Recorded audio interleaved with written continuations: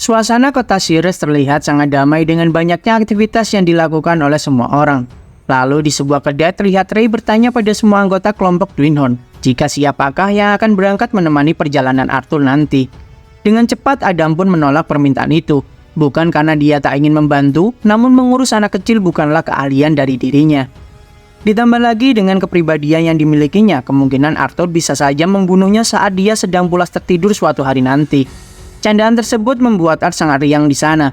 Namun bagi semua orang, hal itu mungkin memang bisa terjadi mengingat Adam memiliki kepribadian yang begitu menyebalkan. Ray berkata jika sebenarnya dia ingin Durden ataupun Helen lah yang menjadi pengawas Arthur dalam petualangannya nanti. Meski Ray dan juga Alice tak bisa menawarkan banyak hal, tapi mereka berdua berjanji bagaimanapun caranya akan membayar Twinhorn sebisa mungkin jika memang mereka mau melakukan hal ini untuk Ray dan juga Alice. Tentu di sini Durden melarang Ray berkata seperti itu karena mereka sudah menganggap Ray, Alice dan juga Arthur sebagai keluarga mereka. Durden di sini juga merasa sangat senang jika bisa menemani Arthur sembari dia bisa melihat seluruh perkembangannya. Helen membenarkan hal tersebut karena mereka tak melakukan ini semua hanya semata-mata karena uang. Ditambah lagi di misi terakhir kelompok Twinhorn, mereka berhasil menemukan sedikit harta di sebuah dungeon.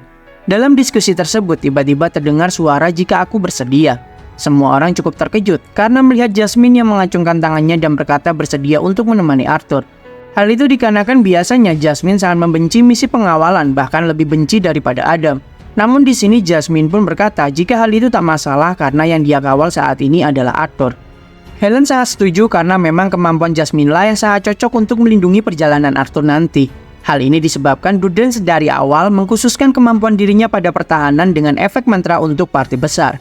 Dan misi untuk melindungi bukanlah suatu hal yang cocok juga bagi Helen.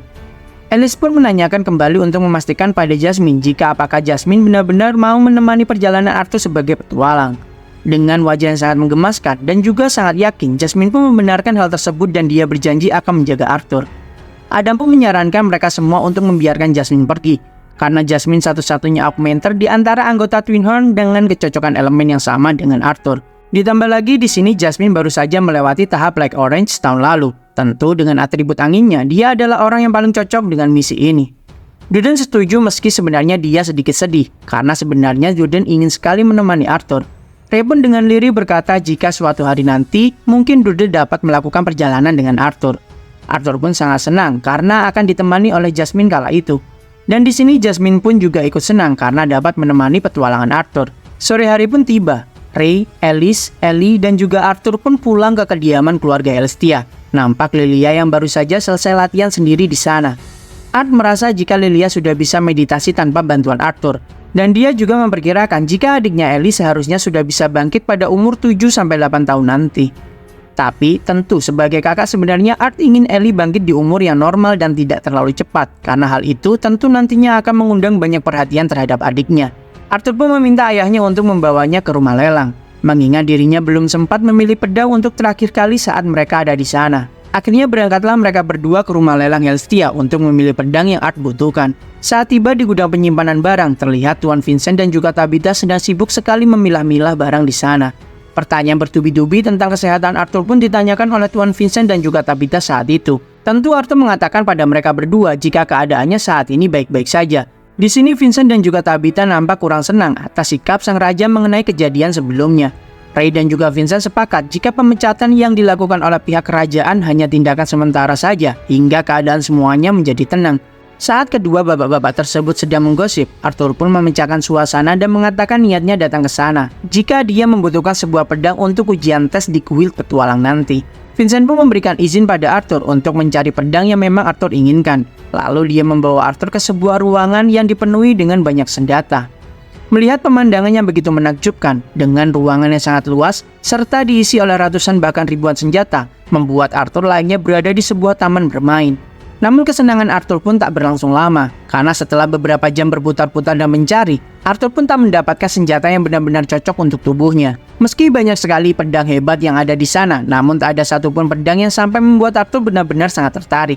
Hal itu mungkin karena kebanyakan para warrior di dunia ini adalah seorang augmenter, dan ada lebih banyak pengguna dua pedang ataupun pedang besar dengan satu tangan. Maka pencarian Arthur pun untuk sebuah pedang yang bisa digunakan untuk tubuh kecilnya sangatlah sulit. Arthur pun merasa cukup frustasi dan ingin menyerah saja dalam pencarian senjata unik untuk dirinya sementara waktu ini.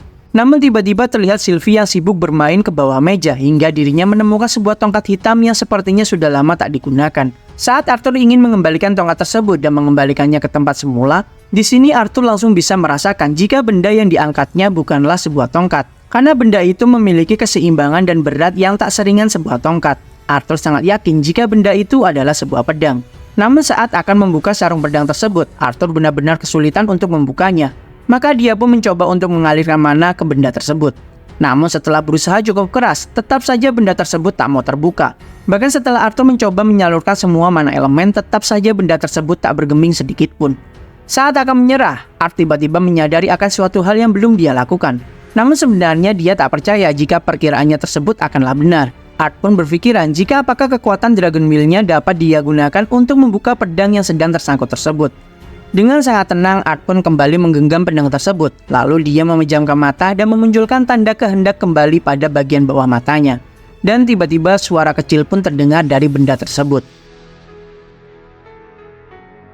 Saat Art memejamkan mata dan mengeluarkan tanda kehendaknya untuk melakukan proses penggabungan dengan Dragon Wheel-nya, terbukalah pedang indah yang digenggam Art saat ini.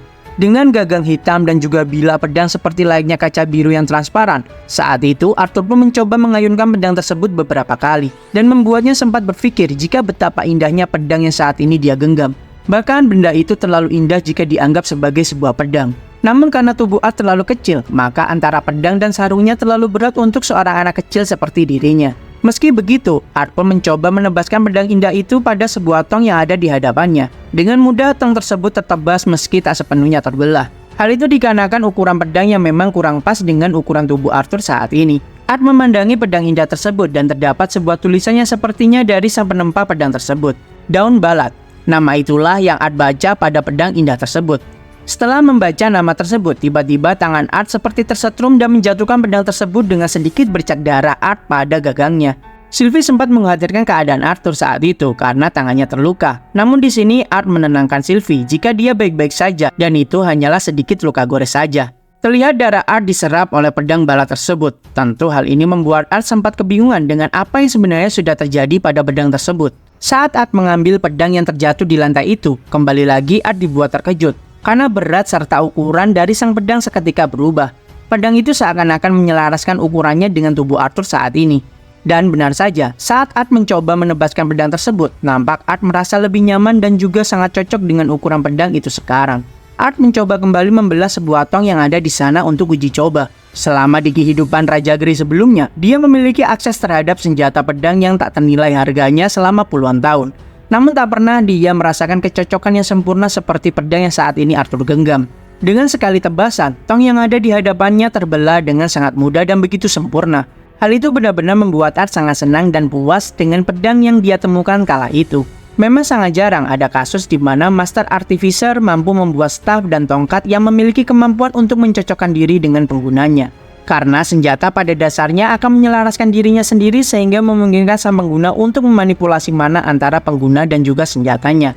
Namun Arthur tak pernah mendengar ataupun membaca sebuah kasus tentang sebuah pedang yang dapat mencocokkan dirinya dengan sang pengguna. Art sangat penasaran dengan siapakah sosok di balik terciptanya benda yang begitu indah tersebut. Lalu terdengarlah suara Ray yang mengecek Arthur jika apakah dirinya sudah mendapatkan pedang yang diinginkan atau belum. Mengingat pedang yang dia temukan begitu berharga, dia takut jika Tuan Vincent tak akan mengizinkannya untuk memilikinya. Maka dari itu Arthur dengan asal mengambil salah satu pedang di sana untuk sebagai alasan jika dia telah menemukan satu senjata dan satu tongkat untuk dia gunakan sebagai sarana latihan. Ray mencoba pedang pilihan Art merasa jika pedang yang dipilihnya tak terlalu hebat. Namun hal itu sudah cukup untuk Art yang hanya akan melakukan tes di guild petualang nanti. Dan benar saja, Ray melihat sebuah tongkat di pinggang Art saat itu. Art yang panik pun mencoba menjelaskan seperti rencana yang sudah dia susun sebelumnya. Lalu saat Vincent memeriksa tongkat tersebut, dia tak mengingat benda itu sebelumnya. Ketika dia menanyakan asal-usul tongkat hitam itu pada karyawannya, sang karyawan menyampaikan jika benda itu berasal dari salah satu tentara bayaran. Dan sang tentara bayaran itu menceritakan tentang seorang pria tua yang melemparkan benda itu padanya sambil mengoceh tentang tak ada satupun yang pantas. Mereka sudah memeriksanya berkali-kali, namun tak mendapatkan hasil. Namun jika di sini Tuan Vincent ingin mengetahui lebih detail, mereka bisa memanggilkan ahli senjata level tinggi untuknya. Arthur pun mencoba merayu Tuan Vincent menggunakan jurus jitunya. Serta tak lupa Arthur menggunakan panggilan paman terhadap Vincent saat itu. Maka hal itu langsung membuat Vincent luluh dan membiarkan Art menyimpan kedua barang tersebut. Di kediaman keluarga Elestia, terlihat semua orang sedang merayakan ulang tahun dari Arthur. Tentu Arthur merasa sangat senang karena semua orang tampak berbahagia bersama dirinya saat ini. Alice dan Ray tak menyangka jika anaknya saat ini sudah menginjak umur 9 tahun, dan waktu pun berjalan begitu cepat tanpa mereka sadari. Singkatnya, Vincent pun meminta semua pelayan membawakan semua makanan ke meja perjamuan. Berbagai hidangan berat, ringan, dan juga manisan disuguhkan bersama-sama dalam satu meja. Tabitha pun meminta semua orang untuk segera menyantap hidangan tersebut, karena mereka saat ini sedang merayakan ulang tahun dan tak sedang menyaksikan pameran lukisan yang tak boleh menyentuh karya yang dipasang. Momen bahagia langsung tercipta di antara semua orang yang saat itu merayakan ulang tahun ke-9 Arthur. Pada intinya, hari itu adalah hari paling membahagiakan bagi Arthur dan juga semua orang, karena mereka melakukan banyak hal tanpa merasakan beban sedikit pun di pundak mereka. Kembali lagi kekonyolan Adam pun dimulai. Dia mengungkit kejadian saat Durden melakukan hal yang memalukan. Dulu sempat Durden mengalami insiden dengan celananya yang terbakar hingga harus membuatnya berjalan ke kota dengan celana yang sudah berlubang. Setelah berhasil membuka aib Durden hingga membuat Durden sangat malu, saat ini giliran Jasmine yang membuka aib Adam. Saat itu Adam pernah terjatuh karena ada lalat bertanduk yang mengagetkannya. Hal itu terjadi di saat Adam sedang buang air kecil. Maka dari itu Adam pun mengencingi dirinya sendiri. Awalnya Adam mengira jika semua orang sedang tertidur, namun ternyata Jasmine pun menyadarinya. Tawa lepas dari semua orang pun terdengar saat itu. Bahkan Arthur juga merasa sangat terhibur dengan cerita pengalaman para seniornya tersebut. Setelah acara usai, mereka semua pun masuk ke dalam rumah di ruang santai. Mereka ingin segera memberikan beberapa hadiah ulang tahun untuk Arthur. Diawali hadiah dari Alice dan juga Ray yang diberikan pada Arthur saat itu. Karena tak sabar, Arthur pun membuka hadiah itu bersama dengan Ellie dan juga Sylvie di sana. Nampak sarung tangan yang terbuat dari kulit monster cukup langka yang diburu dan dikuliti sendiri oleh ayahnya Ray. Alice tak lupa memberikan mantra kecil penyembuhan pada 3 permata yang tertanam pada sarung tangan tersebut. Permata tersebut bisa Arthur gunakan di saat mungkin Art terluka di waktu menjalankan sebuah misi nanti. Dan 1 permata bisa menyembuhkan luka Art 1 kali. Maka di sini Art memiliki cadangan heal sebanyak 3 kali. Arthur sangat menyukai hadiah tersebut karena seakan-akan kedua orang tuanya tetap melindungi dirinya meskipun jarak akan memisahkan mereka. Lalu selanjutnya terlihat Vincent memberikan sebuah sepasang cincin yang seakan-akan Vincent seperti melamar Arthur. Tentu candaan tersebut sempat membuat Tabitha keheranan dengan tingkah aneh suaminya. Singkatnya, Vincent pun memberikan sebuah cincin berpasangan yang bisa digunakan oleh Arthur dan juga ibunya Alice. Tabitha menjelaskan jika selama Arthur dan Alice memakai cincin tersebut, Alice bisa mengawasi Arthur dari kejauhan. Lalu jika permata pada cincin Alice menyala, maka hal itu menunjukkan jika tingkatan mana Arthur turun ke level yang membahayakan. Belum selesai penjelasan lengkap Tabitha, tiba-tiba di sini Alice memeluknya dengan sangat erat karena hadiah tersebut benar-benar sangat berarti untuk Alice dan juga Arthur. Dalam hati Arthur merasa jika cincin itu ibaratkan pisau bermata 2 bagi dirinya. Karena tentu Arthur tak ingin membuat ibunya khawatir terhadap keselamatannya sepanjang waktu. Lalu kelompok Twin Horn pun juga tak mau kalah. Mereka juga ingin memberikan sesuatu yang berguna untuk Arthur. Adam mengatakan jika pada dasarnya Arthur sudah sangatlah hebat. Maka dari itu bukanlah senjata ataupun perlengkapan yang akan mereka berikan, melainkan sebuah gulungan pengirim pesan 2 arah. Gulungan tersebut memiliki harga yang cukup mahal, karena Arthur bisa menggunakan gulungan tersebut di saat-saat genting, dengan cara menyuntikkan sedikit mana lalu merekam suara ke dalam gulungan tersebut untuk mengirimkan pesan kepada sang ibu. Dan Alice juga bisa membalas pesan tersebut 1 kali. Setelah pesan suara telah terkirim dan terbaca, maka gulungan tersebut akan otomatis terbakar dan menghilang menjadi abu. Alice dan Ray tak lupa mengingatkan Arthur jika dia tetap harus berhati-hati saat menjalankan misi. Meskipun Art memanglah hebat di sini, kedua orang tuanya terlihat begitu mengkhawatirkan keberangkatan Art esok hari. Namun Art sudah berjanji jika dia pasti akan sering berkunjung dikala sedang tak menjalankan misi. Berpamitanlah seluruh kelompok Twin Horn untuk menuju ke penginapan. Jasmine mengisyaratkan jika Arthur harus beristirahat dan bersiap melakukan perjalanan bersamanya esok hari. Di saat Art beristirahat dan akan tertidur, dia menyadari akan satu hal. Kali ini dia memiliki sebuah keluarga yang begitu menyayanginya, serta banyak sekali teman yang juga menyayangi dirinya. Hal itu membuat Art tak mudah menyerah dalam hidup ini, karena dia harus terus berjuang dan berusaha melindungi semua orang yang juga dia sayangi. Arthur harus memperbaiki dirinya menjadi lebih baik serta harus segera menjadi lebih kuat. Art perlu kekuatan untuk melindungi semua orang yang menyayangi dirinya, dan semua hal tersebut belum pernah dia dapatkan sebelumnya ketika dia masih menjadi seorang raja. Di pagi hari, Arthur terlihat sedang tarik-menarik dengan Sylvie di kamar mandi. Di sini Arthur ingin Sylvie untuk mandi dan membersihkan diri. Meski sudah beberapa kali melakukannya, tetap saja Sylvie enggan untuk menuruti permintaan Arthur saat itu. Bagi Sylvie mungkin mandi adalah suatu hal yang tak biasa bagi dirinya. Bahkan di sini Arthur dan Sylvie saling unjuk kebolehan adu kekuatan mana mereka masing-masing. Namun karena memang Arthur lebih kuat dan berpengalaman, maka Sylvie pun harus menyerah dan pasrah saat dirinya diceburkan ke dalam bak mandi. Arthur pun juga secepatnya membersihkan diri lalu bersiap-siap, karena hari ini adalah waktu keberangkatannya melakukan sebuah petualangan bersama Jasmine. Singkatnya Arthur dan Sylvie pun sudah bersiap dengan segala perlengkapan yang sudah Arthur siapkan sebelumnya. Saat menuruni tangga, terlihat sang ibu dan juga ayah sudah siap mengantarkan keberangkatan anaknya menuju dunia yang sangat bebas. Ray pun tak menyangka jika anaknya sudah terlihat seperti seorang petualang yang sangat berpengalaman. Ray mengingatkan kembali Arthur jika mereka sebagai orang tua tahu kemampuan Arthur sangatlah luar biasa hebat. Namun Arthur tak boleh sombong dan dia harus tahu di mana batasan kemampuannya. Lalu ketika segalanya menjadi semakin sulit di luar sana, maka Art hanya perlu percaya pada Jasmine saja. Ellie pun menangis merasakan kesedihan karena dia belum sempat menghabiskan banyak waktu bersama sang kakak dan juga Sylvie di sana. Namun sekarang kakaknya serta Sylvie sudah akan pergi meninggalkan dirinya lagi. Tangis haru pun kembali pecah saat itu, dan Ellie serta Ray pun tak bisa berkata apa-apa lagi. Namun Art dengan sangat bijak berkata pada adiknya tersebut. Dia tahu jika Ellie sudah dewasa saat ini. Art memiliki sebuah tugas yang begitu penting untuknya. Art meminta Ellie untuk menjaga kedua orang tuanya di saat Arthur dan juga Sylvie sedang pergi sementara waktu. Dengan pelukan yang begitu hangat, Ellie pun berjanji pada kakaknya jika dia akan dengan giat berlatih dan secepatnya akan mengumpulkan cahaya-cahaya kecil pada tubuhnya. Art merasa jika dirinya banyak sekali kehilangan momen bersama adiknya hingga sekarang, dan kebersamaannya dalam beberapa bulan terakhir tentu belumlah cukup. Namun dalam rangka Arthur yang ingin melindungi mereka semua, maka hal ini adalah langkah yang perlu Arthur lakukan dan juga ambil.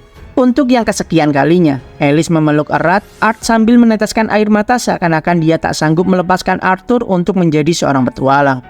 Alice tak lupa mengingatkan Arthur untuk tetap memakai cincin penanda pemberian Vincent sebelumnya. Tentu Arthur akan memakainya karena tak ingin ibunya lebih khawatir lagi jika dia tak menuruti perintah dari ibunya. Akhirnya setelah semua mengucapkan salam perpisahan pada Arthur, berangkatlah Art di sana dengan perlahan-lahan membuka pintu rumah keluarga Celestia dan menutupnya kembali. Ray di dalam rumah hanya bisa menenangkan istrinya yang kembali lagi menangisi kepergian anak tercintanya. Di halaman depan nampak Jasmine sudah menanti Art saat itu. Dengan lirih, Jasmine pun menanyakan kembali apakah Arthur sudah benar-benar siap. Sambil Arthur mengambil topeng khusus miliknya, akhirnya Art pun sudah benar-benar siap mengarungi dunia yang begitu luas sebagai seorang petualang. Sebelum perjalanannya dimulai, Art pun dan juga Jasmine perlu mendaftarkan Art sebagai seorang petualang di guild petualang. Maka dari itu, mereka berdua pun mengunjungi guild terdekat di kota tersebut. Saat berada di dalam guild, nampak suasana yang cukup familiar bagi Art dengan banyaknya para petualang yang akan melakukan misi di sana. Di sini Jasmine cukup heran dengan makhluk ikatan milik Arthur yaitu Sylvie, karena menurut Jasmine bentuk dari Sylvie cukup berbeda kali ini. Namun Art pun menjelaskan jika Sylvie dapat mengubah sedikit bentuknya untuk menyesuaikan diri, dan supaya Sylvie terlihat tak begitu mencolok layaknya seekor piskadal hitam saja. Saat di resepsionis, disapalah mereka berdua oleh petugas di sana. Dia menanyakan maksud kedatangan Jasmine dan juga Arthur saat itu. Saat Art akan mengatakan maksudnya, Jasmine tiba-tiba menunjukkan tanda pengenalnya. Jasmine pun mengatakan jika dia akan mensponsori pemuda yang ada di sebelahnya untuk segera melakukan proses pengujian peringkat. Sang petugas pun yang mengetahui jika Jasmine bukanlah orang biasa, dengan sigap mempersilahkan mereka berdua untuk mengikutinya ke ruang pengujian. Karena sebelumnya ada beberapa orang juga yang akan melakukan tes. Namun dengan Arthur yang memiliki sponsor seperti Jasmine, maka Art akan segera melakukan tes tanpa perlu menunggu waktu yang lama. Masuklah mereka semua ke sebuah ruangan yang ternyata itu adalah kantor dari sang kepala pengawas. Sang petugas resepsionis memperkenalkan jika mereka berdua adalah petualang kelas A Jasmine Flamesworth yang meminta tuan muda di sebelahnya untuk melakukan ujian peringkat. Sang kepala pengawas di sana cukup mengenal keluarga Flamesworth. Setelah mempersilahkan petugas resepsionis untuk kembali ke tempatnya, dia pun kembali menyapa Jasmine dan menanyakan kabarnya apakah baik-baik saja. Karena sang pengawas sempat bertemu ayah Jasmine beberapa waktu belakangan ini. Dia merasa terhormat karena bisa bertemu dengan Nona Jasmine Flamesworth sambil dirinya memperkenalkan diri. Sang penanggung jawab guild di cabang tersebut bernama Caspian Blackheart. Caspian menyampaikan biasanya akan ada berbagai macam proses saat akan melakukan ujian peringkat. Namun karena keberadaan Nona Jasmine Flamesworth yang ada di sini untuk mensponsori tuan muda yang ada di sana, maka Caspian pun akan meloloskan segala macam proses yang sangat merepotkan itu. Arthur dalam hati merasakan jika keluarga Jasmine yaitu keluarga Flamesword adalah salah satu keluarga yang sepertinya sangat terkenal dan cukup penting. Caspian kembali menambahkan jika tugas tuan muda yang ada di samping Nona Flamesword hanyalah berduel saja, dan lawan yang perlu Art hadapi adalah salah satu penguji yang ada di kantor guild tersebut. Caspian yang melihat senjata tuan muda misterius di hadapannya merasa jika pasti sosok di hadapannya adalah seorang fighter ataupun augmenter. Untuk mempermudah Caspian saat memanggil tuan muda misterius di hadapannya, dia pun menanyakan nama panggilan ataupun sebutan yang perlu dia sematkan dalam formulir ujiannya nanti. Arthur yang mengingat tanda di topeng miliknya mirip seperti sebuah not nada musik, akhirnya dia pun memutuskan untuk menggunakan nama not sebagai panggilannya sebagai seorang petualang. Saat saling berjabat tangan, Arthur dan juga Caspian pun saling merasakan jika mereka berdua sama-sama kuatnya. Akhirnya Caspian pun meminta pegawainya untuk mengantarkan Tuan Muda Not dan juga Nona Jasmine Flamesword ke tempat ujian berlangsung. Dengan saling melirik, Caspian dan juga Arthur pun saling mewaspadai karena mereka merasakan kemampuannya sama-sama kuatnya saat itu. Di sini Art masih memikirkan tentang keluarga Flamesword yang sepertinya memiliki pengaruh yang cukup besar, sampai-sampai nama keluarga tersebut disebutkan dengan penuh rasa hormat.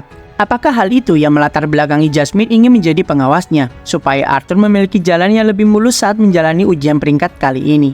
Namun yang Art sadari saat ini adalah Jasmine kurang nyaman di saat Caspian membahas tentang ayah Jasmine sebelumnya. Lalu lamunan Art pun terpecah saat sang resepsionis berkata pada Nona Flamesword dan juga Tuan Muda Not, jika mereka telah sampai di tempat ujian yang akan dilangsungkan. Dia mempersilahkan mereka berdua untuk memasuki pintu dan menunggu nama Tuan Not dipanggil untuk melakukan ujian peringkat. Saat melewati pintu gerbang tersebut, nampak Arthur menyaksikan pemandangan yang cukup familiar bagi dirinya. Terlihat dua orang yang sedang melakukan pertarungan layaknya sedang berada di sebuah kolosium. Serangan-serangan dilancarkan oleh salah satu peserta ujian di sana. Namun dengan sangat mudah, sang penguji pun menghindari serangan-serangan itu dengan sangat mudahnya. Bahkan lucunya sang kembaran Saitama ini meneriakkan setiap teknik yang akan dia keluarkan untuk menyerang layaknya seorang bocah kecil. Arya menyaksikan pertarungan konyol tersebut hanya bisa menggelengkan kepalanya saja. Karena orang bodoh mana lagi yang akan selalu meneriakkan tekniknya saat ingin dilancarkan kepada musuhnya. Namun ternyata hal tersebut sudah biasa dilakukan oleh para augmenter dan juga penyihir di dunia ini. Tapi dalam kasus kali ini, sang kembaran Saitama ini terlalu berlebihan saat menamai teknik miliknya meski hanya untuk sebuah gerakan yang sangat sederhana. Setelah ujian selesai, sang penguji pun menyimpulkan jika bahkan nenek-nenek bisa lebih baik saat mengayunkan pukulan. Banyak sekali kekurangan yang disampaikan sang pengawas untuk peserta. Meski sang peserta menangis dan menyampaikan jika dia sudah melakukan sebuah latihan sangat keras seperti push up 100 kali, sit up 100 kali, dan squat 100 kali. Hal itu tak mengubah hasil jika sang kembaran Saitama itu mendapatkan tingkat D untuk kemampuannya. Lalu nama peserta selanjutnya pun dipanggil yaitu Diana Whitehall. Dengan panik sang peserta pun turun ke arena penguji. Hal itu membuat Diana pun terjatuh dan hal konyol tersebut disaksikan oleh semua orang di sana. Nampak seorang peserta ujian yang sangat kesal dengan tindakan konyol dari peserta wanita tersebut. Dia beranggapan Diana wajar diberi penilaian pada kelas E karena telah membuang-buang waktu peserta ujian lainnya. Art yang melihat aura terpancar dari tubuh pria muda tersebut dari kejauhan merasa jika dia jugalah sangat kuat dan terlihat cukup berpengalaman. Di arena, Diana pun dengan lantang memperkenalkan kembali dirinya kepada sang penguji. Namun di sini dengan senyum lembutnya, sang penguji berkata jika Diana tak perlu lagi memperkenalkan dirinya, karena semua informasi telah dimiliki oleh sang penguji saat ini. Sang penguji kembali menambahkan jika dia mempersilahkan Diana untuk mempersiapkan senjatanya, karena di tempat tersebut sudah disediakan staf medis dan juga emitter untuk menolong peserta ujian saat terjadi suatu hal yang tak terduga. Maka semua peserta pun tak perlu lagi menahan diri saat melakukan ujian saat ini. Dalam pikiran Art, di saat penyihir sudah mencapai tahap orange, maka keahlian khusus mereka pun akan muncul. Dan daripada mencoba untuk menguasai semua keempat elemen, akan jauh lebih efisien jika hanya fokus pada satu elemen terbaik saja. Art mendapatkan informasi jika untuk penyihir yang memiliki spesialis ganda atau lebih, maka tes mereka akan lebih ketat lagi supaya hasil tes yang didapatkan lebih akurat dalam menentukan apakah peserta itu benar-benar mahir dalam berbagai elemen tersebut. Sang penguji pun sudah bersiap untuk melihat kemampuan dari Diana Whitehall di sana. Diana pun segera melantunkan mantra-mantra yang sudah dia kuasai. Muncullah sebuah perisai air yang melindungi seluruh area sekitarnya. Jasmine menjelaskan pada Arthur jika penyihir tak begitu mahir dalam memperkuat tubuh dengan mana layaknya seorang augmenter. Maka mereka pun dilatih dengan sangat ketat untuk mengatur langkah-langkah pertahanan di awal selama pertempuran. Sang penguji pun juga melafalkan mantra sihir di sana. Dengan cerdik, dia pun menghalangi pandangan Diana menggunakan tanah yang diarahkan kepada perisai air Diana. Tapi dengan cepat Diana pun menggunakan sebuah mantra sihir untuk melepaskan diri dari tanah liat yang menghalangi seluruh pandangannya. Kembali dia melantunkan sebuah mantra susulan dan menyerang sang penguji dengan sebuah serangan gelombang air. Dengan mudah sang penguji pun menghindari semua serangan Diana yang memang terlihat cukup kuat tersebut. Sampai pada akhirnya Diana ternyata dapat mengubah serangan itu menjadi sebuah ledakan, hingga dapat memunculkan sebuah kabut cukup tebal di sana. Diana kembali melanjutkan serangan dengan rapalan sihir ganda. Muncullah beberapa bola air berterbangan di atas kepalanya. Dengan cepat layaknya sebuah peluru, Diana pun mengarahkan serangan itu pada sang penguji yang tertutupi oleh kabut. Tapi ternyata sang penguji sudah berada di belakang Diana. Dia menyampaikan penilaiannya atas kemampuan Diana. Kontrol Diana cukup baik dan juga mantra terakhir yang dilakukan sangatlah bagus. Namun di sini Diana terlalu percaya diri dan tak kembali mempersiapkan mantra perlindungan lainnya. Tapi secara garis besar Diana pun lulus dan juga memiliki kemampuan yang cukup bagus saat ini. Sang penguji pun memberikan kelas C pada Diana. Dalam hati Art berpikir jika kelas C untuk orang seumuran dengannya merupakan suatu pencapaian yang layak untuk bisa dibanggakan. Lalu selanjutnya dipanggillah kembali peserta lainnya yang bernama Elia. Namun setelah para penguji berdiskusi tentang Elia, dan karena suatu alasan Elia pun langsung diberikan kelas B oleh para penguji saat itu juga. Arthur pun cukup kagum karena peserta tersebut mendapatkan kelas B tanpa harus dirinya melakukan ujian terlebih dahulu. Art penasaran dengan tentang siapakah sebenarnya dirinya. Elia pun berdiri dan membuat Art mengerti jika umur Elia juga sebenarnya tak jauh berbeda dengan dirinya. Lalu dipanggillah peserta selanjutnya yaitu Lucas Wycus. Dia ternyata adalah pria muda yang sempat Arthur awasi sebelumnya. Dengan karakter yang cukup menyebalkan, Lucas pun meminta sang penguji untuk menempatkan dirinya pada kelas A seperti halnya peserta sebelumnya. Lalu sang penguji membacakan informasi tentang peserta. Jika Lucas Wycus adalah seorang penyihir yang berumur 11 tahun dan memiliki atribut api dan berada pada tahap Like Orange. Arthur cukup terkesan dengan Lucas yang dapat mencapai tahap Like Orange di umurnya yang masih menginjak 11 tahun, karena hal tersebut adalah suatu hal yang cukup jarang terjadi. Dengan sifat sombongnya, Lucas seperti menyepelekan ujian yang akan dia jalani. Tentu hal itu membuat sang penguji cukup kesal di sana. Dengan tampang yang begitu geram, sang penguji pun akan memulai proses ujiannya. Ujian dari Lucas Wycus pun akan segera dimulai. Dengan cepat, Lucas pun mengeluarkan mantra sihir api yang sangat kuat di sana. Dengan tongkat sihir, Lucas pun menghentakkan tongkatnya ke lantai dan mensummon sesosok makhluk yang terbuat dari sihir apinya. Para penguji lainnya memuji Lucas saat ini karena dapat memunculkan sosok pelindung api dengan ukuran yang cukup stabil di sana. Mereka beranggapan jika hari ini benar-benar bertaburkan banyak peserta dengan bakat khusus. Dan di sini diketahui jika Lucas dari keluarga Wycus yang juga sangatlah terkenal di kota Sirius. Dengan perintah yang begitu brutal, Lucas pun memerintahkan sang makhluk pelindungnya untuk menghabisi sang penguji. Serangan yang begitu kuat pun mengarah pada sang penguji saat itu juga. Namun dengan jam terbang yang lebih lama, tentu sang penguji dengan sangat tenang mencoba menghindari serangan dari tuan muda keluarga Wycus tersebut. Dia memuji Lucas yang memang sangatlah hebat, namun dengan sikap tidak hormatnya membuat Lucas pun harus belajar sikap rendah diri dan sopan santun kembali. Dengan tongkat sihirnya, sang penguji juga menghentakkannya ke tanah dan memunculkan sebuah kurungan yang terbuat dari tanah. Terkurunglah sang makhluk api tersebut ke dalam teknik yang dikeluarkan oleh sang penguji di sana. Arthur memahami maksud dari sang penguji saat ini, karena dengan terkurungnya sang pelindung api dari Lucas membuatnya akan kehilangan oksigen di dalam kurungan tersebut. Dan tentu hal itu perlahan-lahan akan membuatnya padam dengan seiring berjalannya waktu. Namun dengan senyum kesombongannya, Lucas pun berkata jika semua hal yang dilakukan oleh sang penguji sudah terlambat. Terlihatlah puluhan bola-bola api yang ada di langit dan sudah disiapkan Lucas untuk menyerang sang penguji. Lucas menambahkan jika selama ini dia tak pernah mendengar seorang penguji yang terluka karena seorang peserta. Dengan sombongnya, Lucas pun mempersilahkan sang penguji tersebut untuk menjadi yang pertama terluka karena serangan seorang peserta ujian.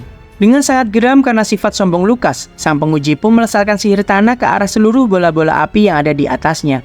Dengan kerikil-kerikil tajam yang dia lancarkan, membuat seluruh bola api Lucas pun meledak.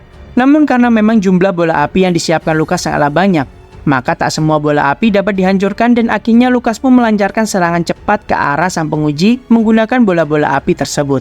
Sang penguji dengan sangat lincah menghindari seluruh serangan di sana. Dia mendekati Lucas dan menangkap kaki Lucas menggunakan sihir tanah yang menyerupai sebuah tangan. Karena kejadian terjadi dengan sangat cepat, maka Lucas pun tak dapat menghindari dan harus tertangkap oleh teknik tersebut. Saat melayang di udara karena kaki Lucas tertangkap, sempat dirinya hampir terkena serangan bola apinya sendiri. Dengan sangat panik, Lucas pun meminta serangannya untuk berhenti dan memejamkan matanya. Namun dengan sigap, sang penguji pun mengeluarkan sebuah perisai tanah dan melindungi Lucas juga di sana. Di saat kaki Lucas sudah dilepaskan oleh sihir sang pengawas mengatakan penilaiannya untuk Lucas. Dia menganggap kolam mana milik Lukas masihlah mentah. Tentu di masa depan Lukas memiliki potensi yang sangat besar. Apalagi kecocokannya dengan elemen api tingkat tinggi sungguhlah mengesankan. Tapi perkataan dari sang pengawas pun dipotong oleh serangan Lukas. Karena bocah angkuh tersebut menganggap pertandingan belumlah usai. Dengan gelombang api yang begitu dahsyat, serangan itu pun siap melahap sang penguji sampai hangus. Beruntungnya serangan tersebut segera digagalkan oleh salah satu penguji lain di sana. Lukas dengan keras kepalanya marah terhadap penguji lain yang mengganggu pertarungannya. Namun sang penguji mengatakan jika Lukaslah yang melanggar peraturan karena telah menyerang secara diam-diam meski pertarungan sudah dinyatakan berakhir. Tapi karena memang Lukas yang memiliki kepribadian yang sangat buruk, maka protesnya tak lagi dihiraukan. Dan mereka pun memberikan penilaian pada Lukas. Sama seperti perkataan sebelumnya, Lukas pun dengan kemampuannya akan ditempatkan pada kelas B. Saat kembali ke tempat menunggunya, Lukas pun sangatlah kesal karena usahanya terhalangi oleh sebuah gangguan yang tak terduga. Bahkan di sini dia terlihat marah-marah kepada peserta lain yang dia anggap seperti seekor hama saja di sana. Jasmine tak lupa mengucapkan selamat berjuang pada Arthur, atau bisa kita panggil saat ini sebagai Note. Majulah Note ke arena untuk melakukan ujian sebagai peserta selanjutnya. Arthur memikirkan berbagai macam cara untuk melawan penguji dengan kemampuan berpedang dan juga jam terbang yang lebih lama daripada dirinya. Dengan tebasan sebelumnya saat menghentikan serangan kuat Lukas, Art menyadari bahwa sang penguji memiliki kemampuan yang begitu hebat. Sang penguji pun meminta Note untuk segera turun karena mereka tak memiliki banyak waktu lagi. Dia mengetahui jika mungkin Note mengikuti ujian dengan jalur khusus sehingga para penguji tak bisa mendapatkan informasi tentang kemampuan Note. Tanpa basa-basi lagi, sang penguji pun bersiap untuk menghunuskan pedangnya. Namun wajahnya seketika menjadi pucat karena merasa sebuah tekanan mendadak yang keluar dari sosok kecil yang ada di hadapannya saat ini. Note pun menghunuskan pedang sederhananya di hadapan sang penguji. Hal itu membuat sang penguji benar-benar merasa sangat ketakutan tak seperti biasanya. Lalu akhirnya dari belakang terdengar suara cukup sampai di sana. Terlihat Caspian menghentikan para bawahannya untuk menguji kekuatan Note saat ini. Tentu hal ini membuat semua penguji dan juga Note pun sempat terkejut dan bingung. Karena mengapa Caspian berada di tempat pengujian peserta saat ini. Dan ternyata diketahui jika Caspian ingin menjadi penguji khusus dan terjun langsung untuk menguji kemampuan Note saat ini. Sempat penguji sebelumnya meminta maaf pada atasannya. Dia beranggapan karena keraguan sebelumnya membuat atasannya yang notabene adalah seorang petualang kelas double A harus turun tangan hanya untuk menguji petualang baru seperti Note di sana.